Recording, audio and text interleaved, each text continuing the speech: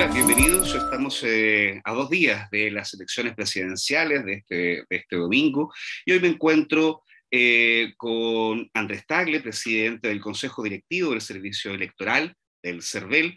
Muy buenos días, Andrés. Muchas gracias por recibirnos, por esta conversación, por esta entrevista. ¿Qué tal? Buenos días, digamos. Aquí estamos a su disposición. Me gustaría partir primero, hay varias cosas que me gustaría conversar con usted, pero me gustaría partir un poco con la participación. Los últimos datos que hemos podido recibir del CERVEL, la participación electoral de este año fue superior a los 8.300.000 personas. Y usted, días antes de las elecciones, dio un pronóstico, dijo que usted esperaba que fuera a votar más gente que en la primera vuelta, que es algo parece un poco usual. Pero mi primera pregunta, ¿usted pensaba que íbamos a llegar a más de 8 millones de personas votando? ¿Fue de alguna manera una sorpresa esta importante participación electoral? Sí, bueno, más que un pronóstico, yo lo que dije eran deseos, digamos. No, nuestra obligación es promover la educación cívica y la participación como CERVEL, así que siempre procuramos que ella sea la mayor posible y estamos preparados para recibirla. Ahora, no, nunca esperé tanto, ya queríamos, eran más bien deseos de haber batido el récord del plebiscito del año pasado. Y yo vi que era una elección competitiva, cuando las segundas vueltas han sido competitivas en general. Lo que hemos visto en el pasado es que vota más gente que en la primera, pero al revés, digamos, también han habido casos al revés. Ahora, no nos dimos cuenta tampoco durante el día que eso estaba pasando. Eh, no, nos sorprendió. Bueno, lo que pasó en realidad es que, a ver, era un voto muy sencillo. La gente se demoraba menos de un minuto y una mesa podía atender 2 personas al mismo tiempo. O sea, podíamos llegar a atender 120 personas en una mesa.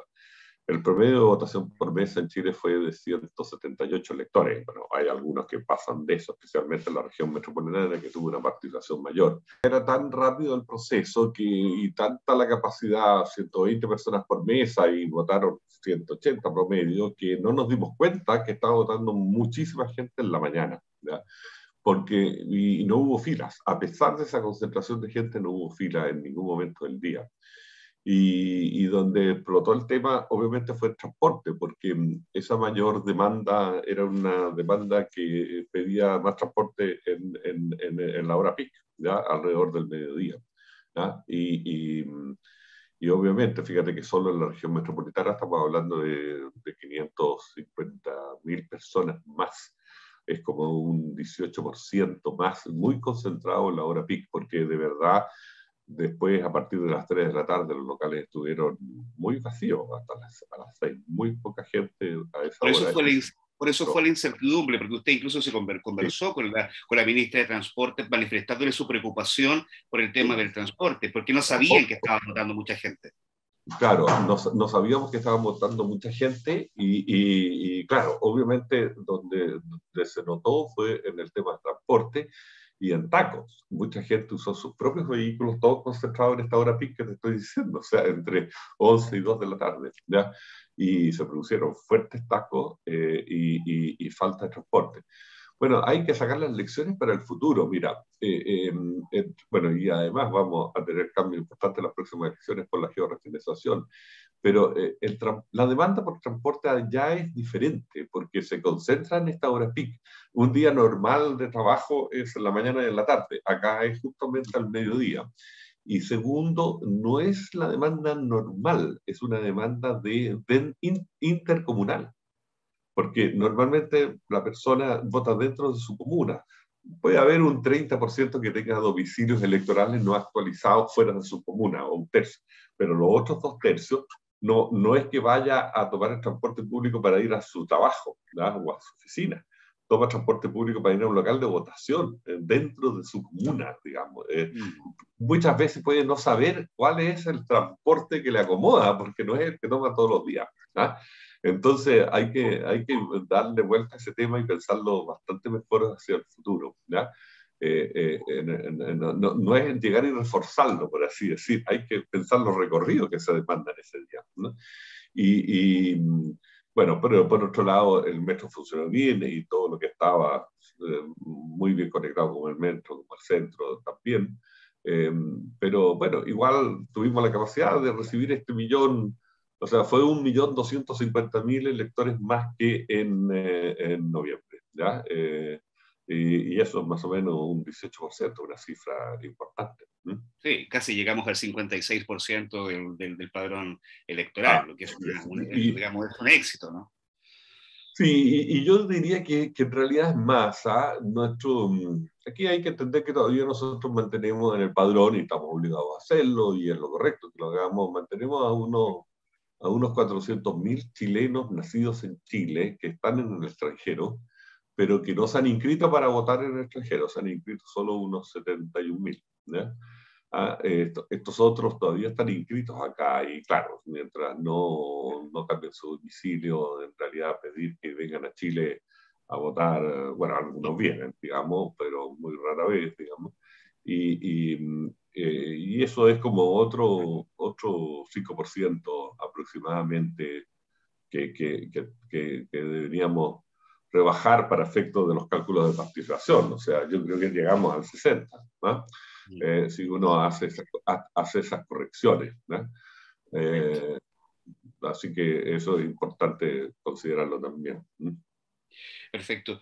Bueno, en esta oportunidad también, en estas elecciones, cuando se hacen los trabajos bien, de alguna manera uno tiende a acostumbrarse. Se lo comento porque a nivel, por ejemplo, periodístico, ese día uno hacía estimaciones. No, el CERVEL trabaja muy rápido. Lo más probable es que con un voto rápido tengamos cerca de las 7 de la tarde ya una tendencia clara. Uno hace una apuesta sobre un hecho seguro. Y efectivamente ocurrió así. Hoy día el proceso electoral chileno no solo fue celebrado ampliamente por la sociedad chilena, no he escuchado a nadie la más mínima crítica al CERVEL desde que comenzaron las elecciones, y además también se han recibido muchos elogios también del extranjero, celebrando el proceso electoral chileno y lo impecable, usando esas palabras. ¿Cuáles son las claves, Andrés, que pasan, digamos, por hoy día el CERVEL esté en el lugar que está, con la confianza ciudadana que hoy día está recibiendo, en circunstancias de que hasta hace muy poco teníamos una crisis institucional bastante grave? Bueno, mira, aquí hay un equipo en realidad bien afiatado y antiguo. Nuestro equipo de procesos electorales que está encabezado por, bueno, está desde luego el director nacional Raúl García.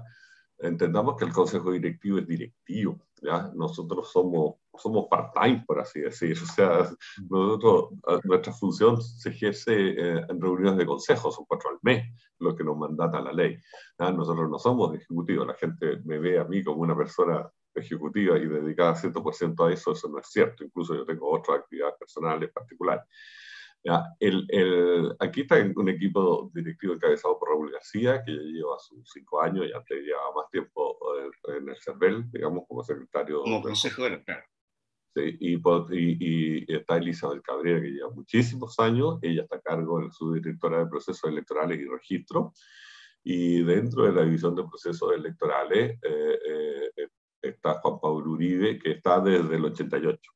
El partido con el señor García, no con el director, el anterior gran director de muchos años, ¿no es cierto?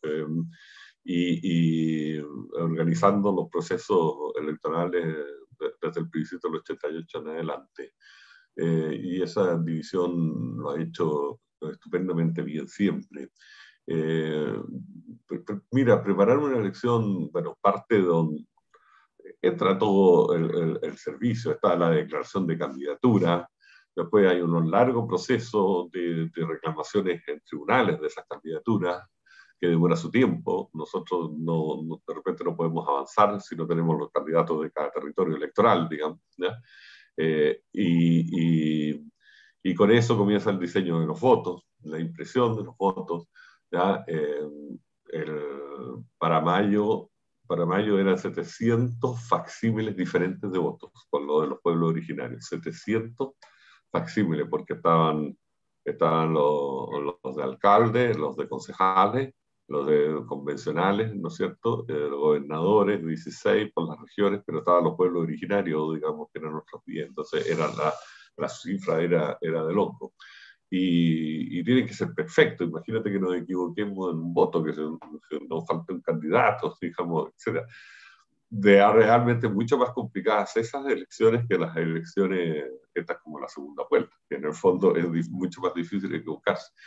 Bueno, y después Este año han viene... habido 7 procesos electorales, ¿no? O sea, los Estamos últimos hablando 7 meses han habido muchos procesos electorales.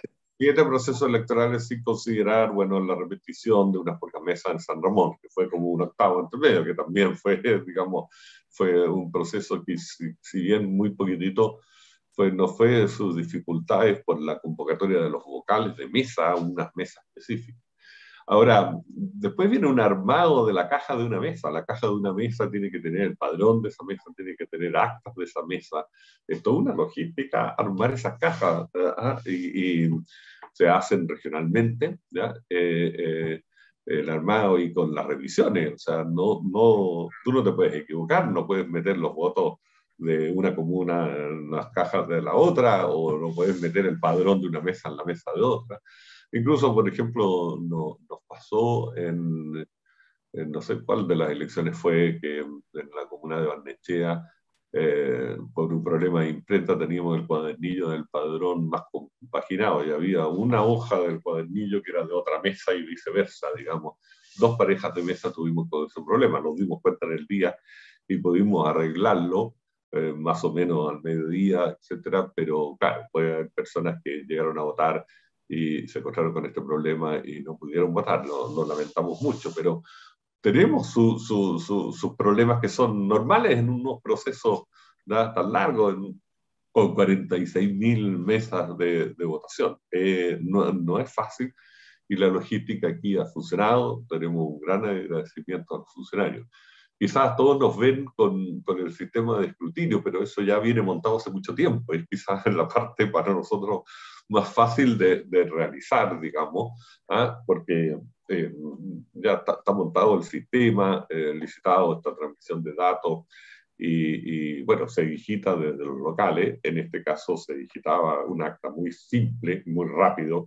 Piensa tú que el local promedio tiene 20 mesas, por lo tanto son 20 actas que digitar, y eso se hace en muy corto tiempo con una acta tan chiquitita como era esta, que eran en el fondo 5 datos, los votos de los 2 candidatos, blanco y nulo, y el total. Y por eso que la cosa fluyó tan rápido, y a las 8 ya teníamos sobre el 90% de las mesas, digamos, y bueno, y Chile lo tuvimos cerrado prácticamente a las 8:30. Lo que hubo que esperar fueron las pocas mesas que venían de la costa oeste de Norteamérica, Estados Unidos y Canadá. Pero bueno, igual, perfecto no es. Por ejemplo, en 4 mesas no nos llegó el acta, que son las 4 mesas que aparecen pendientes hoy día en el sistema, y ya no nos llegó nomás. No, nosotros no vamos a completar eso. Esa ya es tarea para los colegios escrutadores, que funcionaron ayer, y para el tribunal calificador, que tiene un mes para calificar la elección y proclamar al presidente electo. Sobre eso precisamente, y como para ir aclarando también un poco a la ciudadanía, lo que nosotros tenemos hoy día, lo que pudimos recibir cerca de las 7, a las 8 de la noche, como dice usted, Sí. son los resultados preliminares del CERVEL, ¿no? Así es. ¿Cuáles son las etapas? Para entender bien, con los resultados del CERVEL no se puede proclamar un presidente electo en el oficial, más allá de que en los hechos se haga. Porque vienen etapas de escrutinios, ¿no? Hasta tener ya el nombre por ley definitivo. ¿Cuáles son esas etapas y cuánto demora más o menos este proceso? Mira, aquí hay que entender, de la mesa de votación deben salir 3 actas de escrutinio, todas de igual naturaleza, pero con distintos destinatarios. La primera es la que llega a nosotros, al CERVEL, en el mismo local de votación. Ahí la tienen que ir a entregar a la oficina electoral. Y si no la están entregando, nuestra gente sale a buscarla, por así decirla, si es necesario. El proceso, el escrutinio preliminar que entrega el CERVEL, y la ley lo dice, tiene un fin informativo, ¿ya? Por eso la rapidez, pero no necesariamente la rigurosidad, ¿ya? Que sea rápido, porque informa ese mismo día la situación, para que la gente conozca lo que sucede. Obviamente, en la medida que no hayan resultados estrechos, es totalmente válido y así lo considera la gente, que no va a cambiar. Pero tengamos claro que si hay resultados estrechos, y eso sucede en alcaldes, en diputados, en cores, digamos, en la última elección, todavía hay algunos casos ahí dándose vuelta en los tribunales, sí puede cambiar. ¿Eh? El diputado ha cambiado varias veces. Cuando estamos hablando de estrechos, estoy hablando de diferencia de menos de 50 votos, digamos 20 votos. Ahora, la segunda copia del acta queda en manos del delegado y la lleva el día lunes, ayer, a los colegios escrutadores. Los colegios escrutadores, también conformados por ciudadanos, es elegido al azar, igual que los vocales, son 10, y trabajan con un secretario designado por el CERVEL, que normalmente es un ministro de fe, un notario, conservador de bienes raíces, etc. Y ahí ellos tienen en el computador montada la digitación que hizo el CERVEL para cada mes. Ellos tienen que escrutar una cantidad de meses. Ellos no escrutan votos, escrutan actas. Y ellos con este segundo ejemplar del acta corrigen el resultado de preliminar del CERVEL de tal forma de dejarlo conforme a su copia del acta, ¿ya? A su copia del acta que recibieron. ¿Ya? Y ahí salen a su vez actas de los colegios escrutadores con las mesas que les correspondió, y también nosotros subimos esos resultados en nuestra plataforma, pero distinguiendo lo que ya no son preliminares, se llaman provisorios de colegios escrutadores, y en el computador, en nuestras páginas web, se va a poder acceder a ello probablemente hoy día, mañana. Y desde luego puede haber apoderados de los partidos en los colegios escrutadores, digamos, presenciando este proceso. ¿Ya? Y el tercer ejemplar del acta llega al Tribunal Calificador de Elecciones por correo, mandado desde el mismo local de votación, en sobre cerrado, por supuesto, y ahí el tribunal hace su propio escrutinio con esa copia, ese ejemplar del acta. Ahí Y empieza ellos, a contar de nuevo los votos. todo de nuevo, actas, más que ellos también pueden contar votos, pero más que nada ellos parten por actas. Y ellos en el fondo tienen un sistema de captura de datos ópticos, de lectura óptica de los caracteres que están en las actas, y los llevan al computador y verifican, revisan, cotejan con colegios escrutadores. Ellos sí consideran colegios escrutadores, pero nunca los preliminares del CERVEL, ¿ya? Y los preliminares del CERVEL murieron, digamos, ya no son considerados para nada. Y ellos ahí cotejan, hacen las diferencias y van resolviendo cosas. ¿Ya? Tienen la facultad de volver a escuchar una mesa completa necesariamente, o solamente los sobres con los votos objetados cuando hay duda, y todas las diferencias o inconsistencias de las mesas, de las actas de votantes, especialmente cuando hay varias elecciones, deberían ser la misma cantidad de votos. Entonces, si en una elección de 4 hay la mitad de los votos, obviamente una inconsistencia que la tienen que resolver. Y ellos van resolviendo como tribunal todas estas inconsistencias y llegan así a un escrutinio definitivo. Obviamente, atienden solicitudes más que de impugnación, que es una palabra tan fea, de rectificación que solicitan los partidos. Los partidos solicitan normalmente rectificaciones y solicitudes de apertura de la mesa y un nuevo escrutinio de la mesa, también lo hacen. Escrutan nuevamente las mesas. Nos piden en este caso a nosotros las cajas y las escrutan. Ellos, en este caso de la presidencial, tienen un plazo de un mes, o sea, el 19 de enero, para proclamar al presidente electo. En estricto rigor, todos lo están llamando presidente electo, pero no va a ser presidente electo cuando lo proclame el Tribunal Calificador de Elecciones. Antes no. Y eso es el 19 de enero. O sea, puede hacerlo antes. Ahí va probablemente el tribunal, lo que hace, ¿no es cierto?, cita en una sesión solemne al que va a proclamar como presidente electo, lo invita y hace una ceremonia. ¿Mm? Perfecto. ¿Y cuáles son los datos de la realidad? ¿Cuánto más o menos el margen, la diferencia que Bueno, eso te lo tienen entre el digo. CERVEL y el Tribunal Calificador de Bueno, Elecciones? nosotros publicamos un cuadrito. El tribunal obviamente ya sacó o sea, obviamente el tribunal prácticamente a los 15 días después de la primera vuelta sacó su fallo de quienes pasaban a la segunda vuelta, y por lo tanto tenía el escrutinio presidencial. En ese caso lo hizo muy rápido. Y la diferencia entre el preliminar de nosotros y el de ellos era 1.277 votos, ¿ya? Más.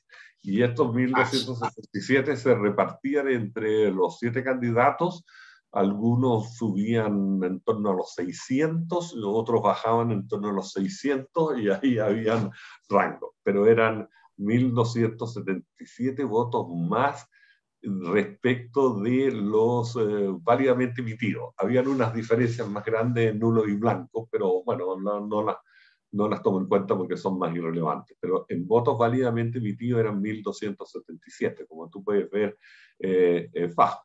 Pero claro, si hubiera una disputa de 200 votos, por ejemplo, obviamente no ha sucedido nunca en Chile en un nivel presidencial, el trabajo del tribunal hubiera cobrado mucha importancia. ¿Ya? Y ahí no hay que... También yo vi mucha pelea de declaraciones. O sea, esto pasa de cualquier forma, independiente de lo que declaran los candidatos, o reconozcan los chufos o no. Y claro, si tenemos un resultado estrecho, tú tienes que hacer este procedimiento del tribunal, que si bien es lento, es riguroso. Y eso es lo importante. Digamos, o sea, más allá, este ánimo que se escuchó previo a las elecciones, de que probablemente tiene que recurrir al tribunal electoral por si la votación era muy estrecha, más que entonces una advertencia o una alerta de eventual fraude, estaban hablando sobre hechos de la causa, es decir, cosas naturales que pasan frecuentemente. Sí. Sí, pero se hablaba mucho de un voto por mesa. Eso no es tanto, si nunca es un voto por mesa, porque hay mesas que ganan mucho con holgura uno u otro. El empate se produce, o la cercanía se produce, la estrechez, por así se produce en el total. Pero bueno, pero es correcto que en un caso estrecho se revise rigurosamente todos los votos, digamos, de todo el mundo, porque eso es lo que manda la democracia, y eso requiere un procedimiento riguroso donde las partes se tienen que sentar en una instancia aquí de un tribunal a ver ese proceso final. A mí me parece eso legítimo. O sea, todo esto está contemplado en nuestra legislación, por lo tanto hay que aplicar, ¿no? Y se aplica. Lo que pasa es que hoy día probablemente al colegio escrutador no asistió nadie, ninguna apoderada de ninguna parte, ayer, tío. Pero si hubiera... pero en la última elección, cuando tuvieron los resultados estrechos de algunos diputados, se asistieron. Ahora, entiendo que eran diputados del mismo partido, porque que estaban muy cercanos, digamos. Correcto. Bueno, para ir cerrando, Andrés, todavía esto, bueno, frecuentemente, cada cierto tiempo tenemos elecciones, pero este gran paquete, digamos, de elecciones, o de alguna manera, este torbellino, esto vertiginoso que hemos estado estos últimos meses votando cada cierta frecuencia, esto aún no termina. Si es que no se extiende el proceso, digamos, del plebiscito de salida para la nueva constitución, debiésemos tener un plebiscito el próximo año con voto obligatorio, ¿no? Y eso supone que debería votar más gente que estos 8.300.000 personas que votaron en las elecciones de este domingo. ¿Cuáles son las prevenciones que habría que tener para el resto de la institucionalidad para que ese plebiscito sea también, que es muy, muy relevante, muy importante, sea así, tan limpio como estas últimas elecciones? Bueno, mira, también sería una elección sencilla, porque en el fondo es una sola pregunta, y es un sí o no, ¿ya? Y por lo tanto es tan rápido como puede haber sido una elección presidencial, esta elección. Y como te decía delante, un voto simple, estamos en condiciones de menos de un minuto, por lo tanto una mesa puede atender, digamos, puede atender 240 personas en 2 horas, digamos, en teoría. Así que etcétera. Yo creo que la variable transporte puede ser bastante complicada. Ahora, deberíamos tener andando ahí la georreferenciación, que la persona la vamos a asignar en esa futura elección, porque la ley ya está vigente, corriendo, al lugar más cercano a su domicilio. Eso es nuestro trabajo que ya partió. Estamos en este momento haciendo los presupuestos, digamos, y conversando con Hacienda los recursos, para hacer toda la georreferenciación de todo el padrón de los 15 millones. ¿Con qué finalidad? ¿Con la finalidad que finalmente una persona vote lo más cerca de su domicilio? Sí. Nosotros, o sea, hoy día la persona está asignada a una mesa, y esa mesa nosotros no se la podemos cambiar. Era la lógica de antigua, que la persona tenía la tarjetita con la mesa y que siempre llegaba a Sí. su mesa. Ahora el concepto es diferente. Nosotros vamos a asignar primero a un local de votación y después a una mesa dentro del local. Vamos a cambiar el sentido, ¿ya? Que antes asignamos una mesa y la mesa al local. Entonces, en la mesa había gente de toda la circunscripción electoral, por así decir, que es la comuna o una división de la comuna. Y por lo tanto, no necesariamente siempre quedaban en la comuna, pero no necesariamente quedaban en el local más cercano a su domicilio. Y había mucho reclamo por eso. Hoy día las metodologías computacionales de georreferenciación te lo permiten. No va a ser perfecto. El mensaje que se da a todo el mundo que nos escucha es que actualice su domicilio, corrija su domicilio electoral para que esto funcione. Se puede comenzar a corregir el domicilio electoral con clave única en Internet el 1 de enero, ¿ya? Próximo, pocos días más. Y presencialmente en las oficinas del CERVEL o en Chile Atiende a partir del lunes 3, porque el primer feriado es el 2 también, pero el lunes 3, ¿ya? El día hábil. ¿Ya? Y es muy importante que lo haga. ¿Ya? Y nosotros vamos a georreferenciar, probablemente no va a ser perfecto, depende de la calidad de los sistemas de georreferenciación y de los datos que tenemos de los domicilios de las personas.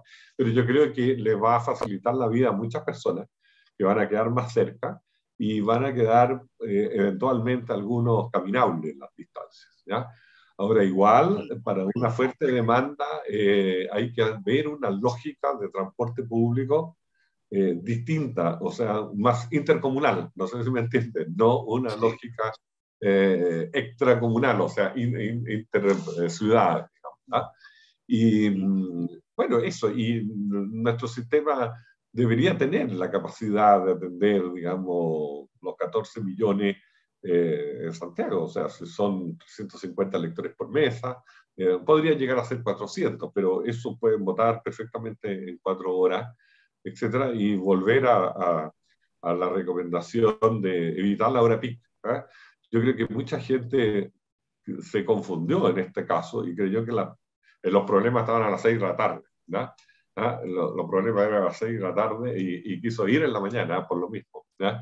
Ahí como que la opinión pública o la manejo comunicacional de los medios nos juega mala pasada y quiso ir en la mañana. Entonces, claro, las mesas no se colapsaron, pero el transporte sí se colapsó, ¿ya? Y por Son lecciones. este incremento que te digo, y yo creo que también hubo un transporte no preparado para la hora pico. Es un transporte Falló de la, medida. falló la planificación. Sí. Falló la planificación. Y la última consulta, Andrés, y Ahora, esta se... tenemos una duda ahí, tenemos una duda fuerte en la fecha. ¿Ah? Ahí hay una cosa que resolver, porque la Constitución está diciendo que a los 60, o sea, que se tiene que hacer 60 días después que proclame el presidente, o sea, que llame el presidente, firme el decreto. Y eso impide que haya un padrón auditado y sujeto de reclamación. ¿Ya? Esa fue una cosa que no consideraron en la primera, cuando se estableció todo el procedimiento de la Constitución. Nosotros, para poder hacer la auditoría y el derecho a reclamación al padrón, se necesita más tiempo. Desde que se convoca por decreto presidencial hasta la fecha que se hace, por lo menos necesitamos de unos 100 días, digamos, no 60. En 60 días no es ¿Debería ser posible. entonces una materia de ley que tendría que revisarse por el nuevo Congreso? Sí, yo creo que esa es una materia de constitución que debería revisarse entre el Congreso y el Ejecutivo, digamos, en el futuro, ¿verdad? Porque yo considero que es importante que un padrón para un plebiscito como ese tenga todos los procedimientos que tienen hoy día nuestros padrones en las elecciones, o sea, auditoría por firmas de auditoría que ya están seleccionadas por un largo periodo, y el derecho a reclamar a los tribunales electorales. Yo creo que eso es muy importante. ¿No? Y Un eso último demora comentario. tiempo, ¿verdad? Eso demora tiempo. Sí. Tienes que darle el paso. Sí. Solo una última duda como para ir cerrando, Andrés. Este proceso de georreferenciación en donde la gente podía votar más cercano a su domicilio, es, digamos, para estas elecciones, elecciones, digamos, perdón, para esta, más que elecciones, para este plebiscito Sí, de salir de la nueva constitución, o ya se va a sí. aplicar, digamos, para todas las elecciones de ahora en adelante? No, es para todas las elecciones de aquí en adelante. Ya es ley. Mira, incluso nuestra intención era haberlo aplicado parcialmente ahora en noviembre, pero la ley, si bien el Parlamento Legislativo se atrasó, la verdad es que el que se tomó mucho tiempo en la ley fue el Tribunal Calificador, el Tribunal Constitucional, y esa demora nos impidió su aplicación en noviembre. Nosotros queríamos aplicarla al menos parcialmente en noviembre, ¿ya? La ley, en el fondo, es tiene la palabra que el CERVEL deberá procurar el domicilio más cercano a su domicilio. O sea, entiende que estos procesos no son perfectos, digamos, ¿ya? Dependen de la calidad de los datos. Pero yo creo que obviamente podemos avanzar más y cada elección mejor, no sé si me entiende, en el futuro vamos a ir aprendiendo de los primeros procesos, ¿ya? Pero sí, nuestra intención es hacer lo antes posible la georreferenciación. Se demorarán su par de meses, pero la georreferenciación de los 15 millones de electores y después asignar los locales también por georreferenciación. O sea, cada local tiene que tener su territorio, por así decir, un territorio del cual todos los que vivan alrededor de ese territorio votan en su local, digamos, ¿ya? Ahora, no es un proceso fácil porque hay que ir ajustando de acuerdo a la capacidad del local. Si tú le fijas un territorio es muy grande y le quedan muchos electores y los electores no caben, tienes que hacer un reproceso en que achicas el territorio y agrandas otro, digamos, hasta que das con el adecuado. Es un recursivo de muchas veces. Bueno, hay trabajo para los computadores. Ahora, la problemática es el software. Aquí hay que hacer la georreferenciación y este software que te estoy diciendo que no es tan fácil. Muy bien, quisiera darte las gracias por esta conversación, también reiterar un poco las felicitaciones, digamos, al trabajo institucional en Gracias. general del CERVEL y también por la información. Yo creo que es importante transmitir a la ciudadanía que ahora a partir de el 2022 tiene que actualizar su domicilio electoral para que precisamente este proceso de georreferenciación y que pueda hacer más fácil su votación cerca de la casa sea también muy expedito. Vamos a Ok, tratar. pues. Bien, Muchas pues. gracias, que esté muy Muchas bien. gracias. Ya, hasta luego. Gracias.